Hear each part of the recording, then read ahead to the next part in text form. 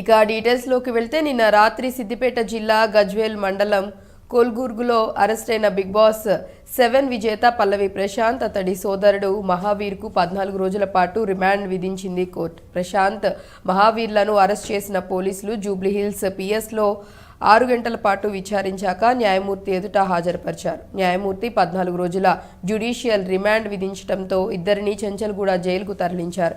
Arrest చేసే సమయంలో ప్రశాంత్ ఉన్న ఇంటి వద్ద పోలీసులతో కాసేపు వాగ్వాదం జరిగింది.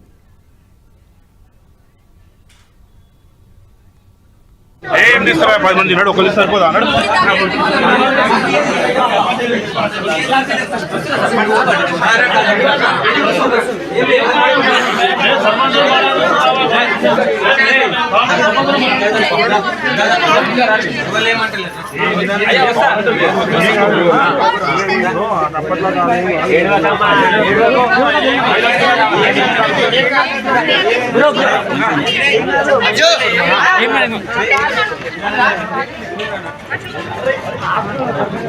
అదే బస్సు పోతుంది కాలేదు కర్నూలు.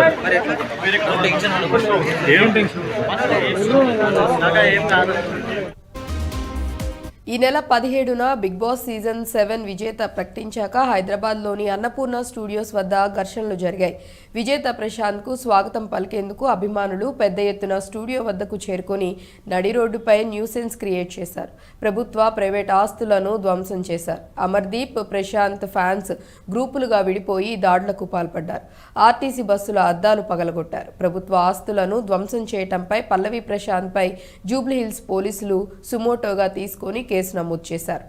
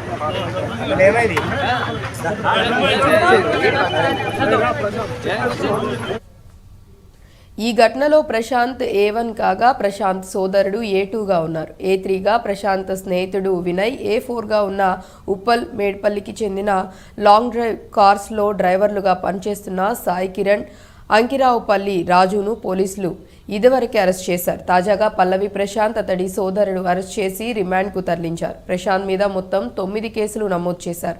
ఈ కేసులో మరో నిందితుడు వినోద్ పరారీలో ఉన్నట్లు పోలీసులు తెలిపారు. దాడిలో పాల్గొన్న మరో 14 మంది యువకులను సైతం పోలీసులు విచారిస్తున్నారు.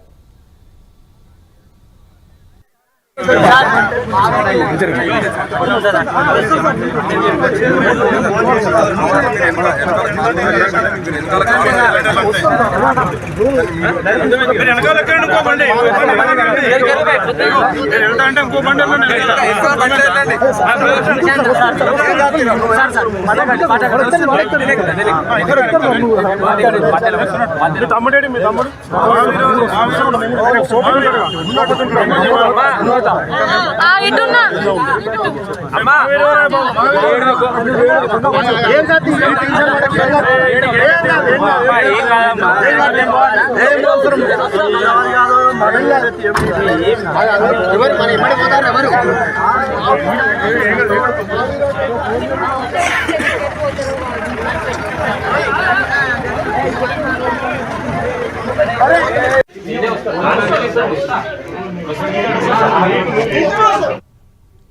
రైతు బిడ్డగా కామన్ మ్యాన్గా బిగ్ బాస్ సీజన్ 7లోకి ఎంట్రీ ఇచ్చాడు పల్లవి ప్రశాంత్. ఈ సీజన్లో అమర్దీప్, ప్రశాంత్ మధ్య తీవ్ర స్థాయిలో మాటల యుద్ధం నడిచింది. అటు రైతు బిడ్డ కావటం, హౌస్లో అతడి ఆట తీరు చూసి ప్రశాంత్కు చాలామంది సపోర్ట్ చేశారు. 105 రోజుల పాటు సాగిన ఈ సీజన్లో విజేతగా నిలిచాడు ప్రశాంత్.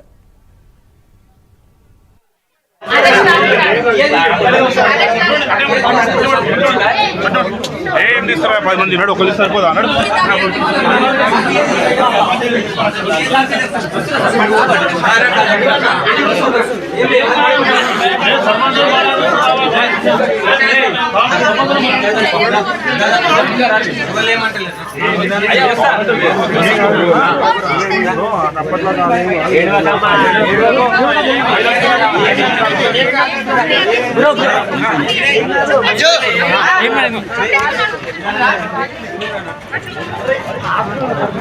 అదే బస్సు పోతుంది కాలేదు కర్నూలు ఏం టెన్షన్